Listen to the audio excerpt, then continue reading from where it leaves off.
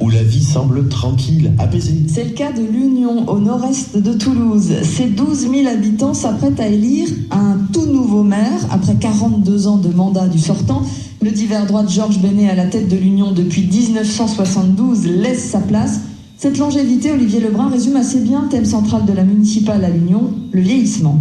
Ils ont vieilli avec leur maire Georges Benney depuis 42 ans. Les enfants ont quitté la maison depuis longtemps. À l'Union, un quart des habitants ont plus de 70 ans. Le candidat de la gauche associative, Marc Perret, colle à son électorat. Parmi l'ensemble de nos 4 propositions sur la dépendance, il y en a 2 que je voudrais souligner. La première, c'est un accueil à la journée, c'est-à-dire une maison qui recevra en demi-journée ou en journée des personnes maladies d'Alzheimer ou approchant. Deuxième chose qu'on propose, c'est un numéro vert municipal, vaincre l'isolement, parce qu'on a vu tant de maisons et tant de personnes isolées face à des difficultés. Il faut pour ces personnes-là un support opérationnel de la mairie. L'Union, c'est aussi la ville de la retraite heureuse, mais il faut absolument attirer des jeunes, estime la candidate socialiste Marie Garcia. Pourquoi elle a besoin de la jeunesse? Parce que l'Union a perdu la population. Il est important de faire revenir des jeunes, et là il faut des logements, et donc créer des logements accessibles à tous aussi. Je sais que c'est pas un sujet toujours facile à traiter, mais pour moi il est fondamental, parce que c'est avant tout de permettre à des jeunes qui arrivent sur le marché du travail, et bien de pouvoir s'installer à l'Union, d'être près de Toulouse et de profiter aussi des qualités de vie de l'Union. En retard de logements sociaux, l'Union paie chaque année 500 000 € de pénalité. Jacques Dahan,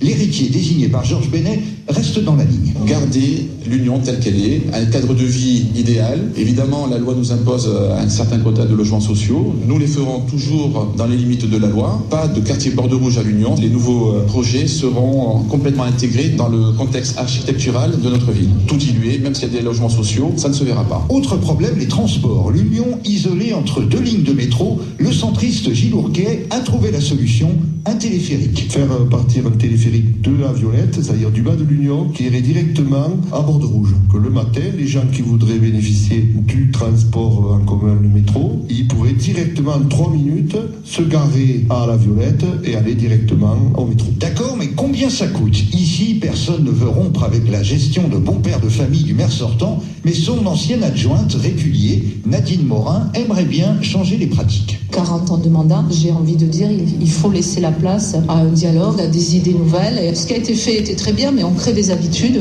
Cette équipe-là a usé et abusé d'habitudes. Il faut aujourd'hui en changer. C'est important. Des réunions de quartier, des référents par quartier. Je pense que cette démocratie est importante aujourd'hui, même sur une commune de 12 000 habitants. C'est important. Réveiller la ville, mais pas trop, c'est la difficile équation pour les 5 candidats à la succession à l'Union, avec un mot d'ordre commun, surtout pas de hausse d'impôts. Reportage d'Olivier Lebrun sur la campagne municipale à l'Union. Tout ce que vous voulez savoir sur les municipales est sur notre site francebleu.fr. Absolument.